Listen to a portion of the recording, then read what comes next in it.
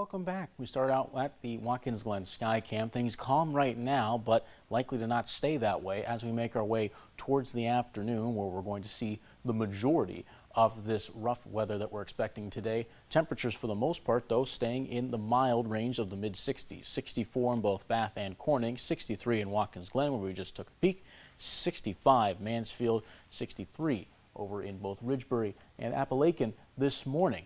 And we are dealing here with a flood watch that is for just the counties as part of the State College National Weather Service region. So that includes Tioga County, that includes Potter County, Pennsylvania. Again, 2 a.m. Sunday is when this is in effect. Now, we could see a flood watch issued for the rest of the region. Of course, that is at the discretion of the Binghamton National Weather Service office. So we will keep you updated on that if a watch or any warnings are issued as the day carries on.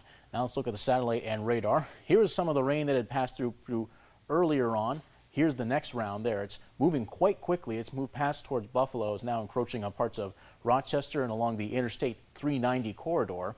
For right now, though, we're very much starting to get to a little bit more of a lull here in the rain. We've had a couple of heavier spurts of rain sort of embedded in this larger rain shield, and that's going to be the name of the game, at least for the next couple of hours, but we're likely to see some more steady rainfall coming around within the next few hours to our region. Highs likely to get close to 80, not quite reach it though. 79 Elmira, 77 Bath and Addison, 75 Wellsboro. Again, the name of the game, rain, thunderstorms, and some high wind. Severe weather outlook, slight risk of severe weather as issued by the Storm Prediction Center. Essentially everywhere here in the yellow, that's essentially the entire viewing area. Part of this, the main threats that we could be seeing include excessive rainfall. And again, areas in yellow likely to have a higher chance of some flash flooding. Now, if you're in green, you can't rule out flash flooding.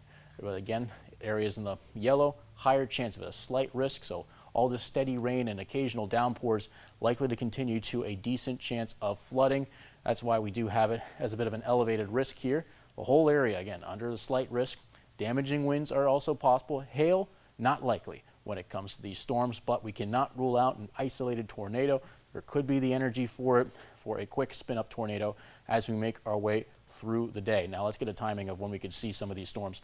Here's around 9 o'clock where we see some heavier bands start to materialize and push through. They do break up, but then we see more of these broken clusters of thunderstorms coming in around 1 o'clock. Then the more structured lines coming in later on in the afternoon, the early evening. Those start to push through. Then once we get past sunset, things calm down. Likely to see a couple more showers come around on Sunday. Not nearly as much as we're seeing today in terms of those showers and storms. And we'll be a little bit more overcast going into Sunday night. In terms of the amount of rain that we could see, values seeing up ½ an inch, 3/4 inch, maybe even up to 1 inch of rainfall. That is why we are concerned of the threat of flash flooding. 79 your high today with those overcast skies and thunderstorms. Down to 69, that's our low, with more thunderstorms lingering on and conditions staying on the windy side. The rest of the 7-day forecast, perhaps a few more light thunderstorms on Sunday. We get back down to the 70s for Monday before we warm up back to the 80s for the 4th of July week.